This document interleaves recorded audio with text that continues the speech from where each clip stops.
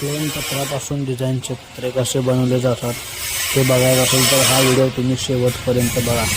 हे रोल आहेत, हे त्या मशीनमध्ये लावले जातात. त्यानंतर तिथून पुढे दुसरी मशीन तुम्हाला दिसत असेल, त्या मशीनला ते अटॅच केलं जातं आणि त्यानंतर ही मोठी मशीन आहे, ही मशीन पत्र्याला ओढून घेते आणि तिथून पुढे मेन प्रोसेस चालू होतो. ती म्हणजे ह्या प्रकारे काही डिझाईन पत्र्यावर बनून तयार होते. त्याला ते जे स्टीलचे व्हील आहेत त्याच्यापासून ही डिझाईन तयार होते. हे एकापेक्षा एक असा वेगवेगळा आकार त्यांचा आहे आणि हे बघा, हा एक पूर्ण पत्रा अशा प्रकारे तयार